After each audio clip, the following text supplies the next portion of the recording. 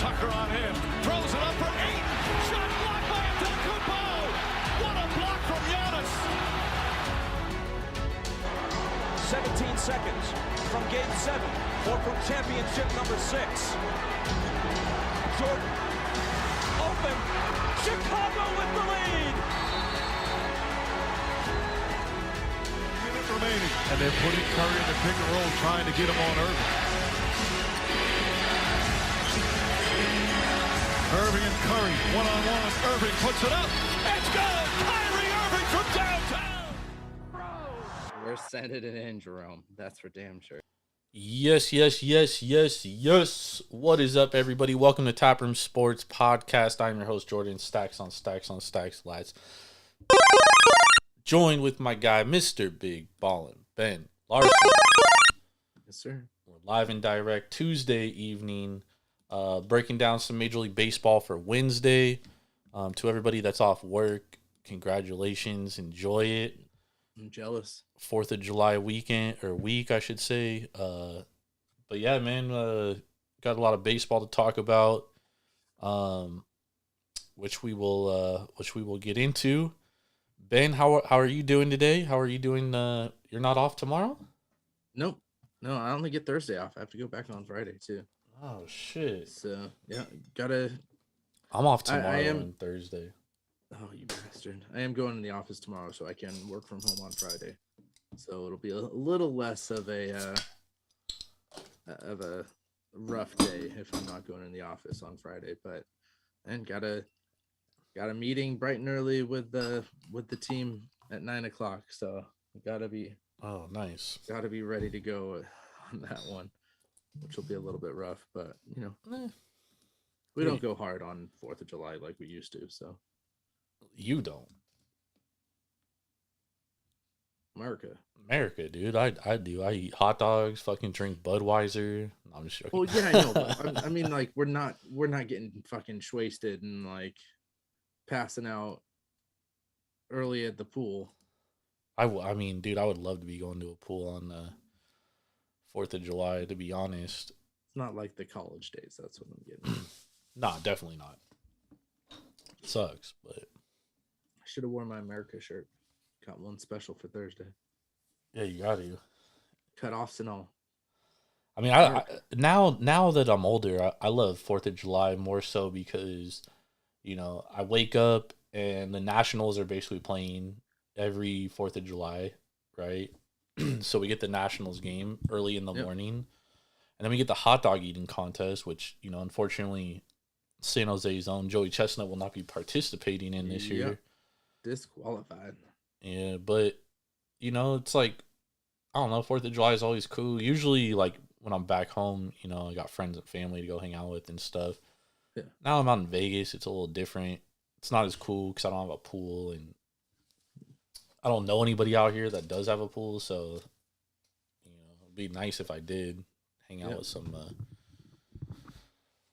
Well, just come on out here. We'll be at Michael's house, so... Oh, yeah, it's his birthday. Yeah. Birthday, poolside up at the Poyes. Yeah. Man, shout out Michael. Happy birthday, Michael. Yeah. Always a good time out there. Always.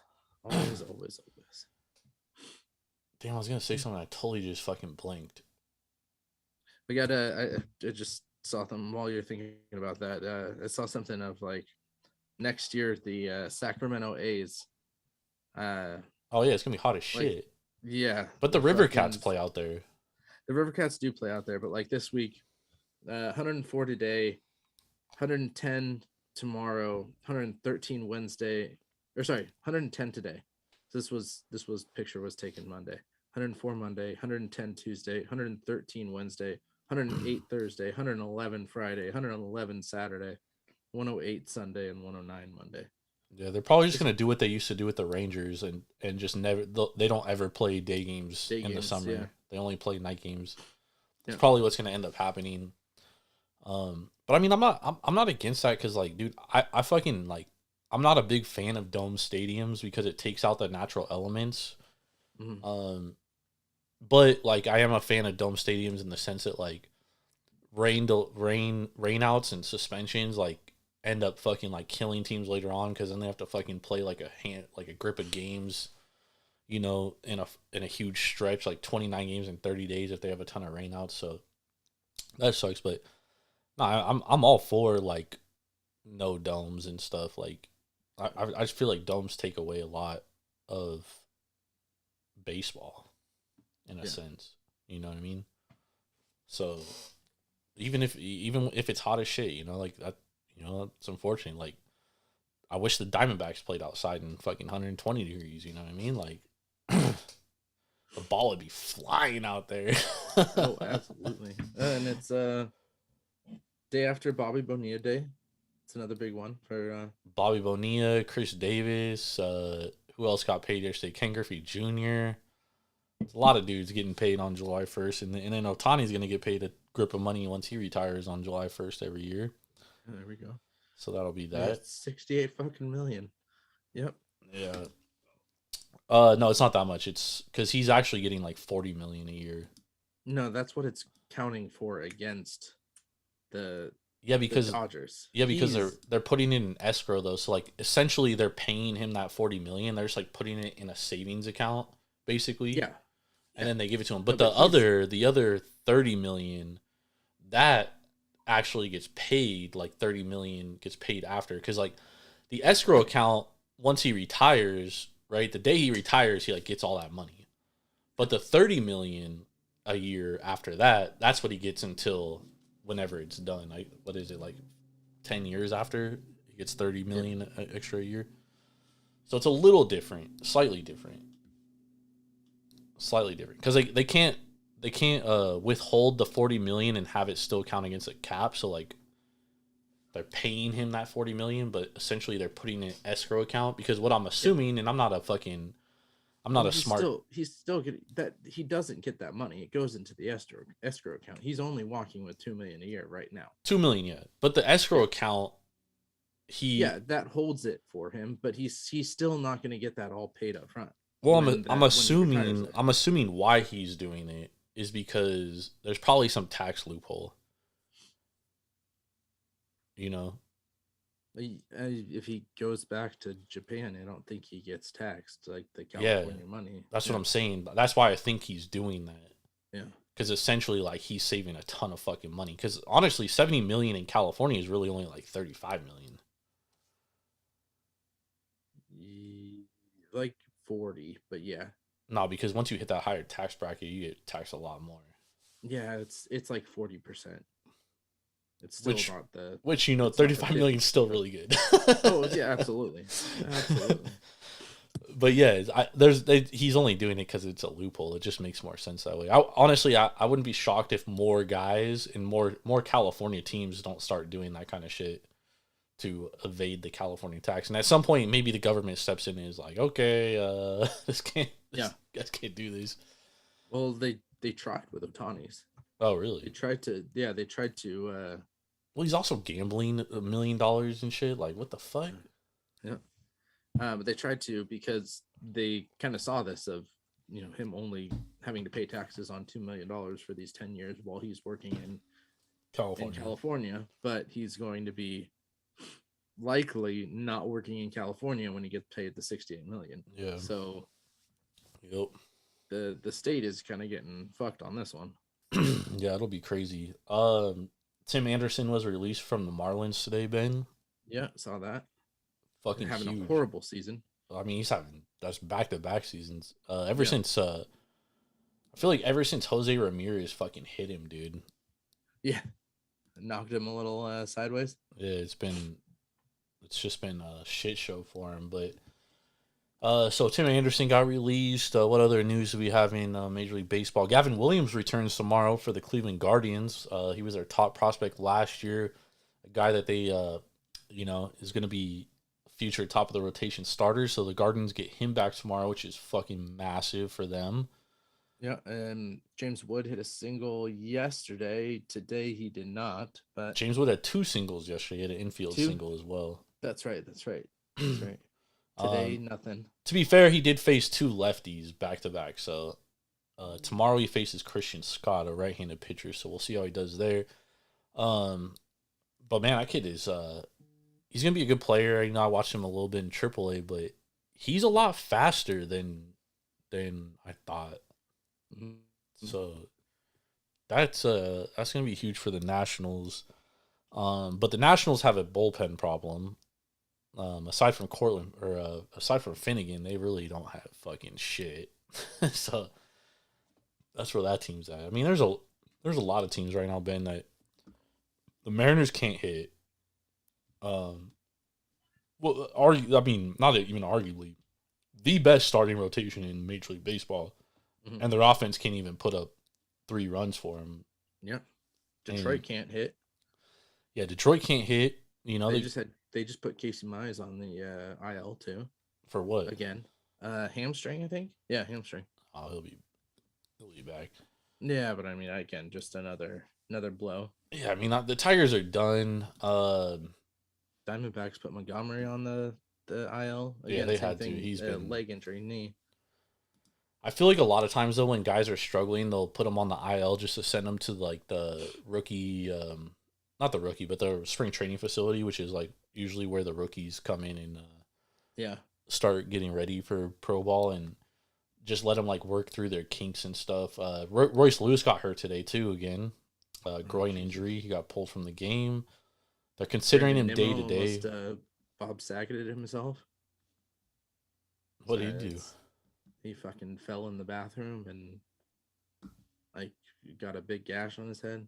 Brandon Nimmo? Yeah.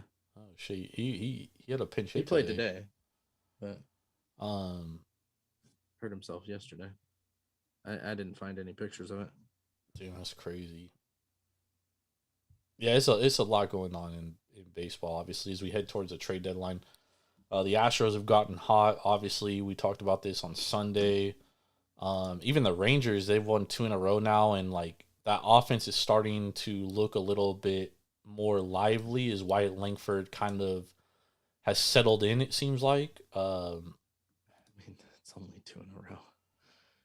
Yeah, but I mean, Wyatt's been playing good for like the last couple weeks. Oh, I absolutely agree with you on that. Definitely agree with you on that. And the big thing is like, you know, they've been really, because Semien and Seager have both taken like a step back, and you know, Seager played he had a career year last year. I mean, basically everybody on the Rangers did. Mm-hmm. And so like obviously there's some regression setting, but when you call up a guy like Wyatt Langford and you're like you're basically, you know, counting on this guy to be a productive player, and he struggled. He struggled early on, you know, without a doubt he struggled. And that's why I kind of have this thing with the Orioles and Jackson Holidays, because like the Rangers let Wyatt work through it. You know what I mean? They didn't send him back down. No, they let him work through it. He got hurt, comes back, and fucking starts raking again. Mm-hmm. And I think that was huge for him because it built his confidence. Like, okay, the team trusts me to work through my kinks and get through. Because let's be honest, dude, baseball is a game where it doesn't matter how good you are, bro. The Barry Bonds of the world, and Mark McGwire is famous for saying this, dude. Like, baseball is a game of adjustments because pitchers are going to adjust to you, and you have to readjust to the pitchers. It's always a cycle of adjustments, constant cycle of adjustments, and you gotta let these kids play through it, dude. And some of these teams don't do it, and then they kill the kids' confidence, and they're never the same again. So my hats off to the Texas Rangers for allowing Wyatt Langford, who was drafted last year, Ben. Like, it's not like a kid that played minor league ball for a while. Super young. Yeah. So shouts out to them. But yeah, man, let's hop into tomorrow's games that we're going to talk about. So the first game we're going to talk about is the Cardinals versus the Bucks. This game has some playoff implications here, as both teams currently the Cardinals are in the wild card, and the Pirates are hanging out. They're hanging around there in that group that's about 4 to 3.5 back. Yep. So Cardinals are only up a half game though. They're only up a half game on the. Oh, sorry, on the final spot. So game and a half up on the Mets. Yeah. So this series is important for the Pirates because not only are you getting wins for yourself, but you're also knocking out one of those teams that is ahead of you. Yeah. Today they lost. They had a Mitch Keller on the mound. He was opposing Kyle Gibson. Mitch Keller gave up 6 runs. The Pirates actually battled back. They made it a game. It was 6-4, and then they just couldn't score against the top of the high leverage guys for the Cardinals, which are 3 of the best high leverage relievers in baseball. There's a reason why they're minus 37 run differential and they're over 500 because they win a lot of 1-score games. Yeah. And on the flip side, the Pirates are 40-44 and they have the same run differential, minus 37. So they don't win a ton of 1-score games. So this game tomorrow is going to be massive for both these teams, to be honest. But basically, really a must-win for Pittsburgh, in my opinion. They have to win this game tomorrow. And they're throwing Jared Jones on the mound, which is, their second-best pitcher, which I think is great. And he'll be opposing Miles Mikolas. Right now, Pittsburgh is anywhere from, minus $1.20, minus $1.30. Really depends. Shop around if you like Pittsburgh. St. Louis, anywhere from plus $1.05, plus $1.10. Again, if you like St. Louis, shop around. The total's at 8 right now, juiced to the under pretty much everywhere. And then obviously the run line's 1.5. And the game's a little close. If you want to take plus 1.5, Cardinals are minus 215 and minus 1.5 on the Pirates, about plus 175. So what do you think about this game, Ben? Just off the top. I think you said it best there. Is it's a must win for Pittsburgh, and I think that's going to be something where you definitely see them coming out. You've got a good situation here with Jared Jones on the hill going up against Mikolas. Mikolas does have a good sinker ball, but he struggles with the slider, and his 4-seam isn't all that great. So I think we definitely have to look at how each of these batters play against the sinker, and you got to wonder, like, is Mikolas probably not going to have the start that he did against Cincinnati, but is he going to have a start like he did against San Francisco, where he allows 4 instead of 10? Or is he going to come back and pitch like he did last time against Pittsburgh, which was only on the 11th, so less than a month ago, where he went 7 innings and only allowed a hit. Yep. That was his best start of the year too. Yeah, and you talk about how it's a game of adjustments. Can Pittsburgh come back and adjust to what they saw against him 3 weeks ago? Yeah, you'd imagine so. And Pittsburgh's not good against this. Well, I mean, to be honest, Pittsburgh's not good offensively at all. Like they basically got 3 guys that are good. Although I will say Jack Swinsky is starting to heat up a little bit. He had 2 hits today, which is huge because that's a guy that they were relying on before the season to kind of improve. But, O'Neal Cruz has been playing really well. Brian Reynolds has been playing really well. Pittsburgh would love to get, Cabrian Hayes to get back to form where he was at before he got hurt. But yeah, these guys, they really don't hit the sinker well. You really got Brian Reynolds, Connor Joe, and Jack Sawinski. Basically everybody else is negative. Negative runs against average. So not a ton of guys that hit the sinker. But again, like this team is Pittsburgh's issue is they just can't hit. Yeah. So this game, if you're gonna sit here and you're gonna fucking handicap this game on Pittsburgh scoring a ton of runs, like you're already not handicapping it right. You know what I mean? Like that's not what they're gonna do. Yeah. And I think you can also look like this is the first time that St. Louis is going to see Jared Jones. Yeah. And I think that will play into effect. So, and St. Louis is one of the worst teams against the fastball, and Jared Jones is one of the best fastballs in baseball. Yeah. So that's definitely something you can look at that under. Especially you were saying it was at 8. I'm seeing an 8.5 here. Yeah. So, if you can get 8.5, I think you take that. It's juiced right now at 8.5. I think at this point it's gonna be juiced. Yeah. But you don't expect Mikolas to have the start that he did against Pittsburgh last time, but you can probably flip that to being okay. Well, Jared Jones might have that start because they haven't seen him, and he's got some great stuff. Yeah, he's a top of the line I mean, Pittsburgh for the next 4 or 5 years, they're gonna have two of the best starting pitchers in all of baseball. So, like, and they're gonna get in a situation with where the Mariners are at right now, where it's like, okay, here, they're one of the worst offensive teams in all of baseball. Against right-handed pitching, they have an 81 WRC plus, which is third worst. They're only hitting 223 average, 293 on base, 349 slugging against righties. So, and a 25% K rate, 126 slugging. So, I mean, this team is they're atrocious offensively. However, Jared Jones is like levels above Miles Mikolas, in my opinion. So I think at minus $1.20, I think it's a great shot at taking the Pirates, especially because I know that O'Neal Cruz is heating up. I know Brian Reynolds is gonna hit, and really we're praying that some of these other guys can fucking get on base for us. Yeah. But I do think it was a great sign that Jack Swinski got a couple hits today, because he's really been struggling this year, and Jack Swinski's a guy that has a ton of raw power, so if he can heat up, it always gives him the chance of hitting the ball long. And that's the thing with O'Neal Cruz too. Is like O'Neal Cruz is that dude's got fucking he's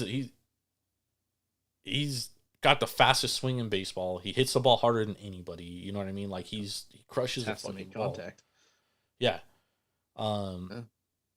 And on the flip side, like St. Louis's lineup is so bad against fastballs, dude. And Jared Jones, like I said, he has one of the best fastballs in all of baseball, which I think is beneficial towards him. He has a 3.58 xFIP, so we're also seeing that he has some positive regression coming in his way. And he has a 40% ground ball rate, which is a little bit below average, but he has a 26.5% K rate, which is above average. So he gets a ton of swing and miss, which I think plays very well for him. Cardinals on the flip side, they haven't been great offensively. I know they put up 7 runs today, but they've been struggling at the plate as well. The last 7 games, they're 26 in the league in WRC plus 76. They're only hitting 204, 291, 306 slash. Only a 102 ISO in the last 7 days. So actually, Pittsburgh's been better than them offensively in the last week, which I think tends to go in Pittsburgh's favor. And I said this like 2 or 3 weeks ago. I said the Pirates cannot afford to lose Jared Jones and Paul Skeens starts the rest of the year, because those are games, Ben, where you only have to scratch across a couple of runs and you have a very, very good chance of winning. So I do like Pittsburgh here tomorrow. I think it's a good bounce back spot. For the record, I like Pittsburgh today, and Mitch Keller fucking got shelled, but Mitch Keller threw way too many fucking non-fastballs in my opinion. He only threw 25% fastballs today, which when you're going against a team that doesn't hit the fastball, like why are you barely throwing your fastball? Yeah, doesn't make sense to me. But Jared Jones, he throws his fastball fucking like 60% of the time, 50% of the time. He's got a really, really, really, really good one. Touches 100. 94th percentile in fastball velo. So that's where Jared Jones is. The only guy that basically throws faster than him is his teammate. Yeah. Yeah. So yeah, I do like the Pirates tomorrow, man. I'm all over the Pirates. Miles Mikolas is a below average starter at this point in his career. I do understand he went 7 innings and gave up 0 runs last game. Don't expect that this game though. Yeah, he also got fucking shelled versus Cincinnati. So.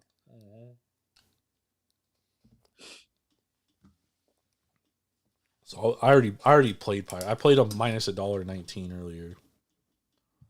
Nice. Where are they sitting now? Let's see. They might still be around there. It's still early.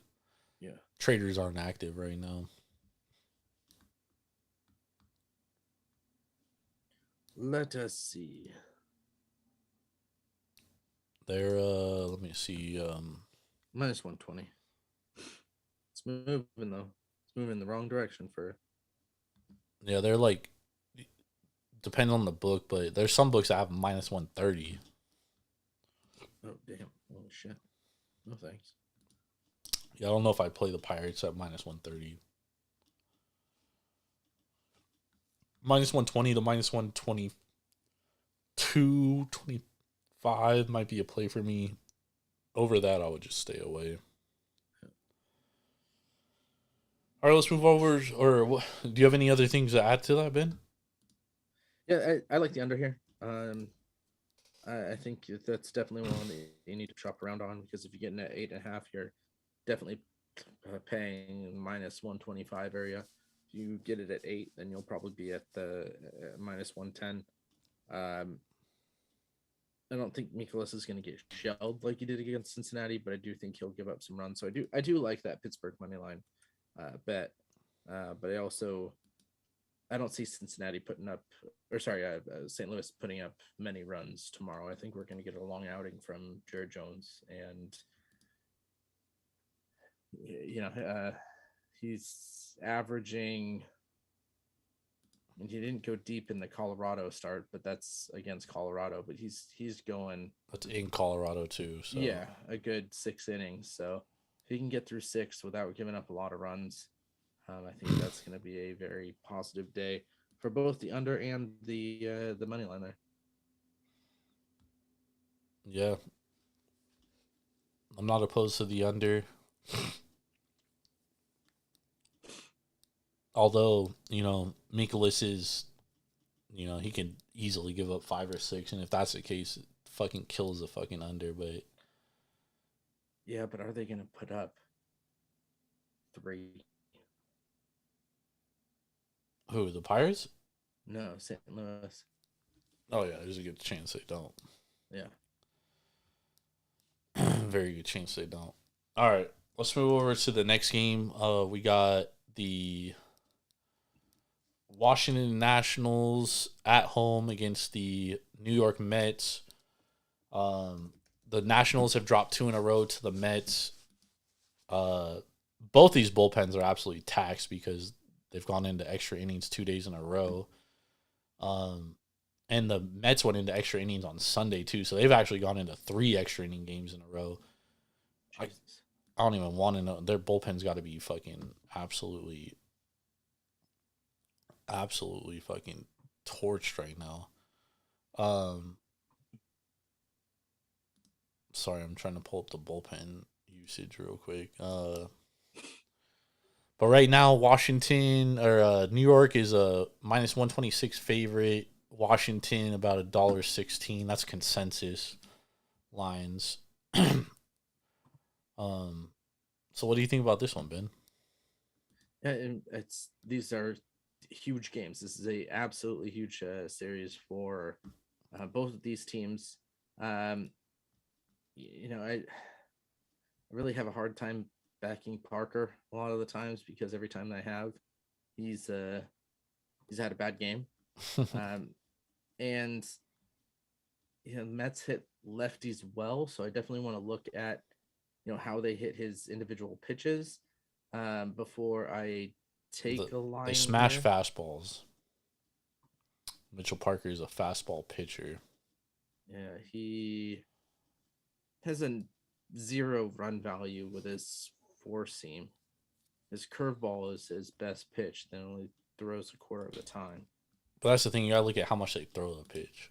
Yeah, he throws his curveball 26.1%.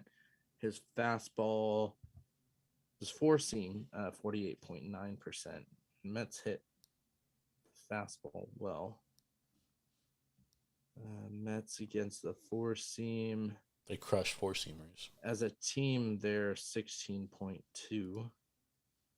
Yeah, they crush it, dude. They also crush lefties. Yeah. Yeah, they definitely hit lefties a lot better. So, I mean, that leads me to look at the Mets taking this. Yeah. JD Martinez, 5.3. The one thing about the Mets, though, dude, is like Lindor. their bullpen, not only does their bullpen isn't good, but now their bullpen is taxed, dude. Like I said. Yeah, but Nats are taxed too. Yeah, that's so maybe the over is the best. Yeah, the Nats will not have Finnegan tomorrow. But I mean, like, dude, the Mets bullpen is Like they don't have Nunez tomorrow. He's their best fucking reliever. They're really piecing this together right now.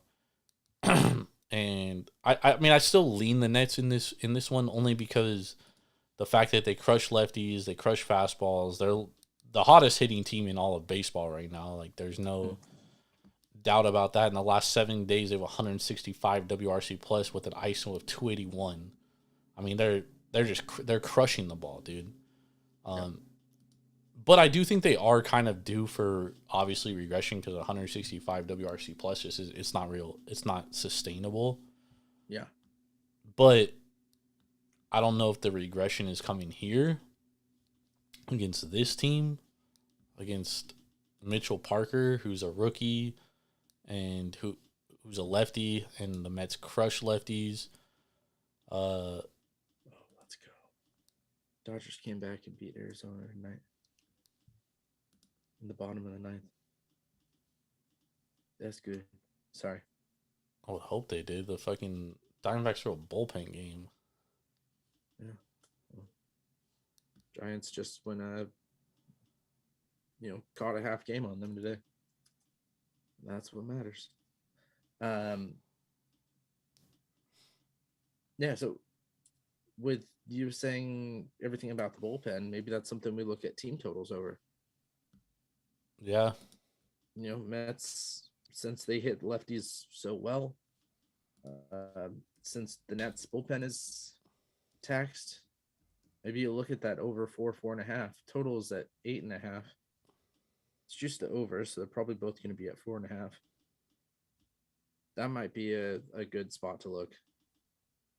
Shit, the Mets might be a 5.5 tomorrow. They're the favorite. No, not at minus 125. It'll be at 4.5 and 4. Maybe 4.5, 4.5. If it gets bet up over 9, if it moves to 9 tonight, then you might have a 5, 4.5, but probably still 4.5, 4.5. I mean, I think at minus $1.20, I would definitely play the Mets here. I would also definitely lean the over, but I think given the state of the Nationals bullpen and the fact that Finnegan is not going to be available tomorrow, I mean, dude, I don't see a world in which the fucking Nationals. I mean, I think it's. Go ahead. It's also telling that the minus 1.5 is only plus 125. Well, that's not good. That's low for run line. You look at Pittsburgh, they're minus 120, and their run line is plus 165. Yeah, but Pittsburgh doesn't score. It's true. The Mets are the hottest team in baseball. You look at Atlanta tomorrow, minus 200, and their run line is at plus 105. Like, that's just the difference between the two is a lot greater than.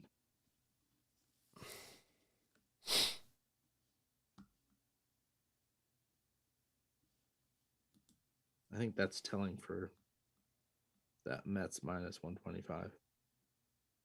Yeah. It's also because they know everyone and their mom's going to bet it. Yeah. But, I mean, dude, they've been hot. It's tough to fucking fade the Mets right now, dude. They probably should have lost on Monday. They didn't. It's just. How do the Nats hit the fastball? Not good. The only thing they really are good against is a sinker. As a team, that is. What the fuck? Where did my page go? God damn, why is this fucking team ever go load? Nats. Washington. Yeah, minus 9.6 as a team. see what they are individually. Come on.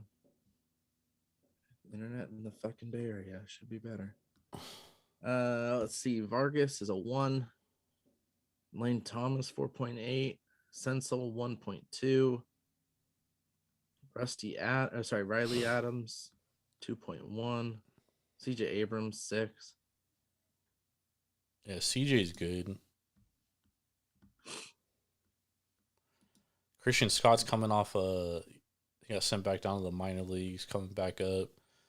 He's a good prospect. I wouldn't put a ton into his data. He was 302 against lefties, but the Nats also don't have a ton of lefties. And aside from CJ Abrams and James Wood now, I mean, their best fucking hitters are fucking righties. Yeah. So, Yeah. Yeah, I'd probably look at what's the over at? 8.5. Why is it so low? Given the state of the over. Given the state of the bullpen. 120. The bullpens are fucking. Yeah, it's like wait until that hits 9. The Mets bullpen isn't even good. Yeah. I'd say wait till it hits 9 and then jump on it. Yeah, it's still probably. I mean, I think Mets money line's still probably the best play here. Yeah, if you're going. Where do the over at -120? You might as well just take money line at -120. Who do the Mets play tomorrow? You mean on Thursday? Yeah, on Thursday. That's what I mean. Washington still. Jake Irvin versus Katana.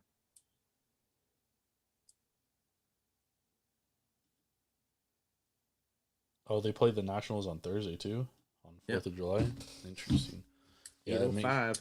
Yeah, I'd probably lean the Mets again then.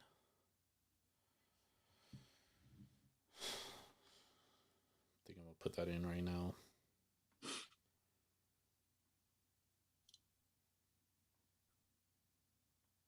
I'll probably lose, but it's okay. It's a good number. Yep.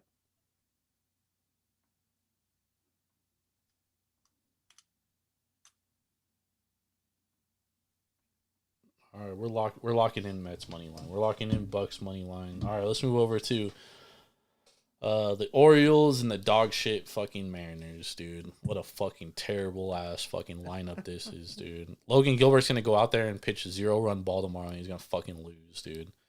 Yeah. Or he's not gonna lose. The team's gonna fucking lose because the fucking Mariners cannot fucking hit. Do we have an official? Oh yeah, we're seeing Dean Kramer out there. Okay, Dean Kramer coming back from the IL. I mean, in my opinion, just off the top, this is Mariners or nothing. But I will not be playing this game because the Mariners cannot fucking hit. They can't hit anybody, dude. So, Dean Kramer coming off the IL. I have no interest in backing the Orioles tomorrow because I don't like backing guys coming off the IL.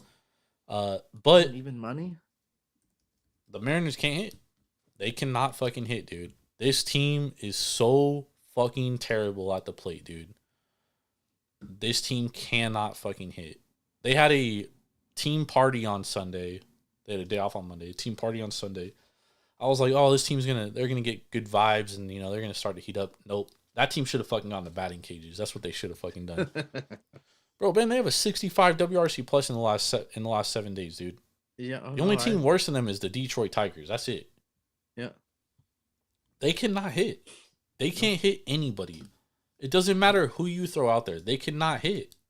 So, in my opinion, it's like you play the under in this game or you just stay away. Like I can't in my right state of mind tell anybody to bet the Seattle Mariners, even though I'll probably bet them tomorrow because I'm a fucking glutton for punishment.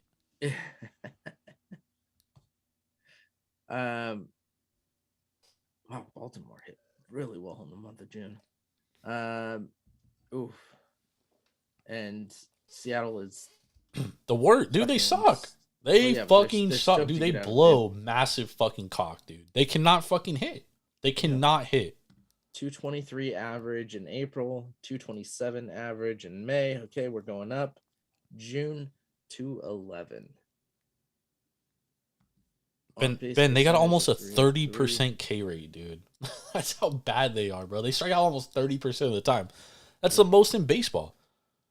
The only team that is almost close to them is the fucking A's. I mean, this team absolutely fucking cannot hit. They have the lowest batting average in baseball. They scored more runs in June than they did in May, which is surprising. Yeah. While hitting 16 points less. Yeah.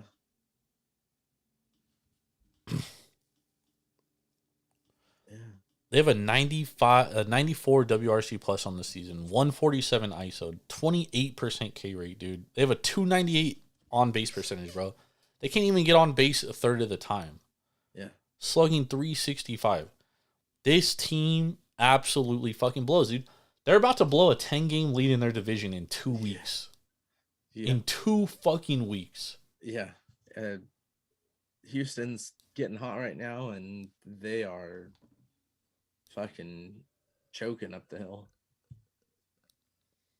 Let's see, where are they at? 3 games back now. Bro, you talk about a must-win game, Ben. The Mariners have to fucking win tomorrow with Logan Gilbert on the fucking mound. Yeah. But the thing is, with Logan Gilbert, is like, he's due for regression, bro. Like, he's been way too... He has a 3.46 xFIP, dude. Yeah. So it's like, that's why I'm saying, like, I don't have any interest in playing this game tomorrow. If you put a gun to my head and was like, you have to play this game, who are you playing? I would play the Mariners just because I hate myself. But, like, I just can't do it, dude. I cannot play the Mariners right now, dude. Like, it's just... And it pains me because, like, I know there's going to be a game where they're going to, like, break out finally. And I'm going to be like, fuck, dude. I should have played them. I should have played them. Yeah, you play them all the way up until that game, and you're like, no, I'm not going to play them today. Yep, and they're going to fucking break out. Yeah, let's see. But at the same time, like I said, Logan Gilbert is due for regression, and he's going against a lineup that is very fucking good. Yeah. And batting really well. Yeah. I know. Let's see. Logan Gilbert, top. Oh, he only has a percentage point 30.8 versus 30.7 against the fastball and the slider. He's been really good, though. Baltimore hits well against the fastball.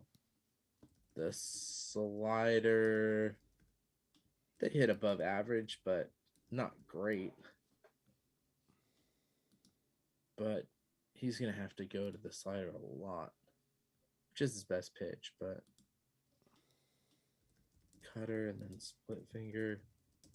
Cutter, Baltimore hits really well. Splitter, we don't have lines for. Oh, yeah, here we go. Sorry, 4. Gilbert is a... The thing is... -2. The thing with Logan Gilbert, he has been better against... He has reverse splits. He's been better against lefties than he has been righties. And okay. the Orioles have a ton of fucking lefties that they're going to throw out there, right? Yeah. So, with that being said, you know, it's like, okay, his fastball, he throws really well. Adley hits it really well. Westbrook hits it. Cowser, Ryan O'Hearn, Mountcastle, Gunner, Hayes, McCann, Santander. Yeah. Kjerstad, you can't really... It's hard to... And the thing with the O's lineup, too, is, like, it's hard to put Kjerstad in there because he hasn't had that many at-bats, so his data, like, fluctuates so much every fucking start, right? But Kjerstad, you know, he smacks fucking sliders, smacks cutters, and he just has raw power. And the Orioles in general, they got like 6 guys that have raw power, dude. Like they could hit fucking dingers at any fucking moment, dude. And that's what makes the fucking Orioles lineup so tough to hit against. Logan Gilbert does a 43% ground ball rate, which is right there with the average. But he only has a 24% K rate. So he doesn't like get a ton of strikeouts per se. Slightly above average. His whiff percentage is up there, 83rd percentile though, 29.7%. He also doesn't walk a lot of guys. But man, it's just Ben, I can't fucking bet the Mariners, dude. I just can't. I can't do it, bro. I cannot do it. I would probably bet the. I mean, dude, this is just a total stay away game for me. I might fire the over, to be honest, because Logan Gilbert is due for some regression. Yeah, and that's what I was looking at right now is how both. I mean, Dean, it's tough because he hasn't pitched since May 20th. Yeah, he's coming back from injury, which is like, usually you don't want to back guys that are coming back from injury, dude, because they usually struggle the first start. How's their bullpen looking? Well, they all had Monday off, so their bullpens are both good. Okay. Everyone's available. See, that makes me kind of lean the under because if Dean hasn't pitched since May 20th, he's probably going to be on a restriction. Yeah, but the Orioles bullpen hasn't been that good this year. Okay. Their bullpen, in the last 30 days, their bullpen has a 3.43 ERA. For the whole season, their bullpen is 9th, 3.56 ERA, 3.99 xFIP. Seattle's bullpen actually has been pretty trash too. Seattle's bullpen hasn't been very good, which we're used to seeing. So that does come. And the Orioles also went like 2 for 12 today with runners in scoring position. So I doubt that happens again. Yeah. Which is why, like, I mean, honestly, what's the line right now?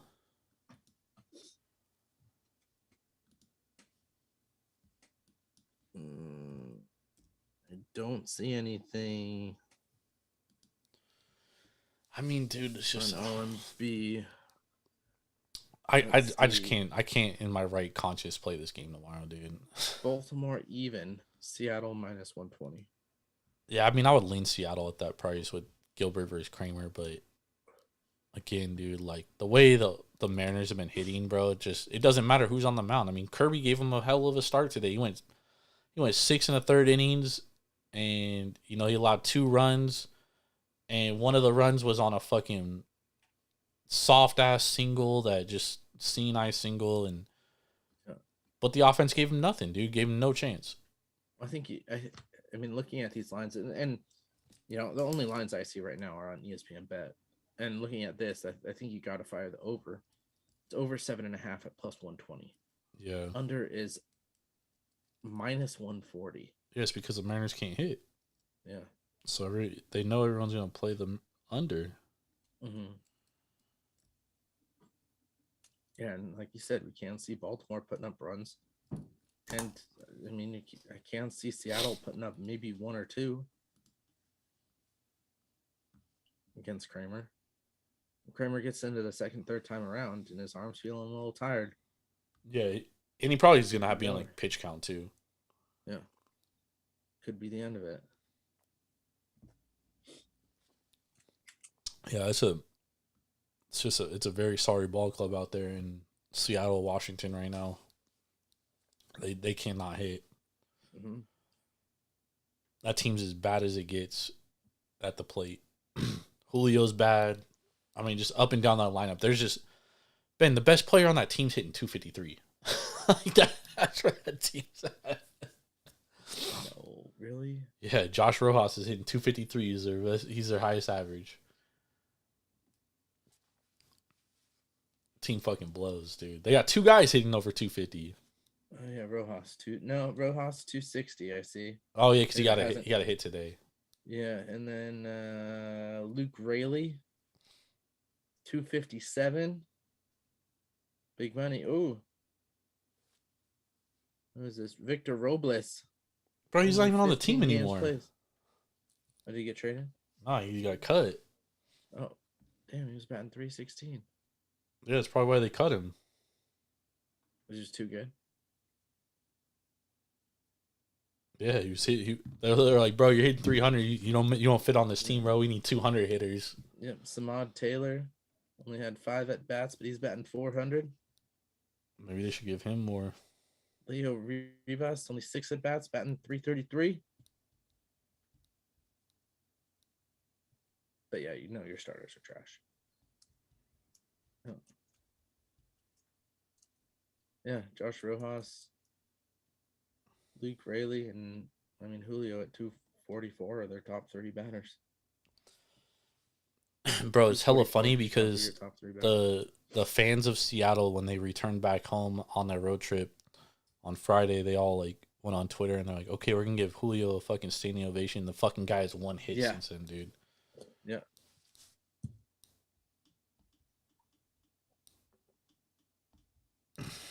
Tell you, not good. Team fucking sucks, dude. Seattle's not good. I'm glad I bet the Astros plus 360 when they were down like 8 games to win the fucking AL West, because that's fucking looking like great value right now. And it's hella funny because like the Astros are like piecing together their rotation every fucking week, dude. But it's like the Mariners are they just cannot hit, dude. They're so bad offensively that they can't score enough runs, and here the Astros are right back in the thick of things, Ben. Let's see. World Series on the AL. Hold on. Where did that go? To win the division. Go away. No. Baseball. Specials. Oh, that's... I guess since we don't... all the games aren't done, they don't have to win the division. The games are all over. Are they? Thought we still had one going. But they probably just haven't updated numbers yet. Dodgers had a walk-off win against Seawald. Had his first blown save of the year. Dude's been fucking nails all year. All right, let's get some best bets, Ben. Here we go. What do we like tomorrow? All right, so I'm gonna go a different route than you are, at least from what you're talking about. So I'm gonna go for the Pittsburgh St. Louis game. I'm gonna go the under 8.5 for the full game there. Mets Nats. I'm gonna go Mets team total over 4.5, and then I am gonna go the over 7.5 and the O's M's at plus 120 just for a value bet. I don't hate that because Logan Gilbert's definitely due, which honestly makes me like lean the Orioles. But I already know if I were to bet the Orioles tomorrow, the fucking Mariners would probably put up 10 or 11 runs, and I'd fucking lose. So I'm gonna stay away from that. My 2 best bets, I'm going. I already played Pittsburgh minus $1.19, and I played the Mets minus $1.25. So those are gonna be my 2 best bets. I also lean the over 7.5 O's and M's, and also lean the over 8.5 in the Mets and Washington game. But I think there's better value on the Mets just to win outright. So I'm gonna take the Mets minus $1.25 because I think they should be more of a favorite tomorrow. I agree with all of those bets that you just said. Yeah, so we're laying the chalk tomorrow on these 2 bets. So we'll see where that gets us. But yeah, man, great show, great bets. I love it. I kind of want. I'm probably gonna play the A's tomorrow again too because Davis Daniel coming off that phenomenal start against the Tigers. He's a journeyman, like an average dude, bro. Like I think the A's win again tomorrow. Okay. Off baseball subject, Clay to Dallas. What do you think about that one? I think that the Mavericks are not going to be good defensively next year because Clay's obviously he's not the same guy that he once was. Yeah. And what made Clay great when he was one of the best players in the league was the fact that he was the best perimeter defender along with a fucking lights out shooter. Well, now he doesn't move like he once did, right? The injuries and age, obviously. And so I honestly, I don't like the move for Dallas. I think they were better off keeping Josh Green.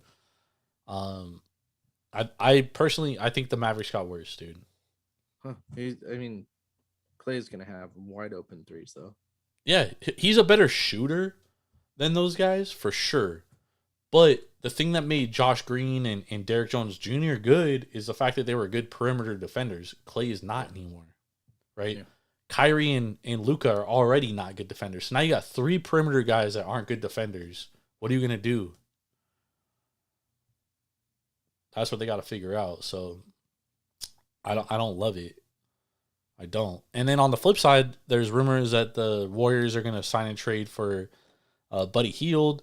And in the same sentence, like, okay, well, why not keep Clay? Because they're basically the same guy, except Clay like has history there, and he's probably a better shooter right now than Buddy Hield is. Does that change with the Nick Anderson signing? Nah, because if they sign and trade for Hield, I don't think it matters. But regardless, like, why not just keep Clay? What's the point? Well, they didn't want to pay him $17 million. So they're gonna pay Buddy Hield? Yeah. Who's I don't know what Buddy Hield is gonna. It just doesn't make any sense to me. Yeah. But we'll see what happens. I mean, at the end of the day, like, I think the West comes down to Minnesota. I mean, even Denver got worse, dude. Like, it's. Yeah. I mean, it's really Minnesota's to lose. But I think even Minnesota went they went a young route. Like, they went younger with like trading for Rob Dillingham, who's a rookie. Like I don't know, like. But Ant could take a huge leap next year, and we saw spurts of it in the playoffs. So yeah, I would put Minnesota as the favorite in the West right now. And then obviously Boston in the East, that you got to get past them. I just think, I don't know, the NBA just with the new CBA is just it's so tough for teams to improve, dude. Like, yeah. CJ McCollum needs to be sent to fucking Mars for negotiating that CBA, dude. If I was a player, I would absolutely fucking spit on CJ McCollum when I seen him. He negotiated the worst CBA of all time. The worst. Because he hated the Warriors so much. He negotiated the worst CBA of all time. So shout out to CJ McCollum for that great CBA that he negotiated. Huge deal for Tatum.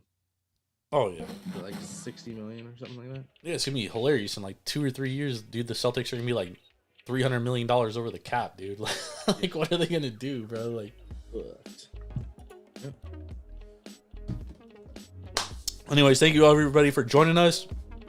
Make sure to tap in. We'll be back on Sunday night. We'll be breaking down the week that was.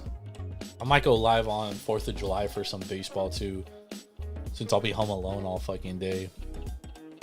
So I might stream on 4th of July. So just follow me on Twitter at Jordan Rules TSP. I'll probably be going live at some point. But yeah, man, thank you everybody for hanging out with us. Let's have a beautiful fucking Wednesday. Let's win some fucking money. Let's get these winners home.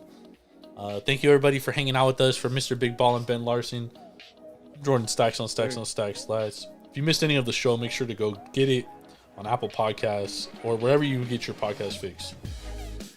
We love y'all. We out. Peace.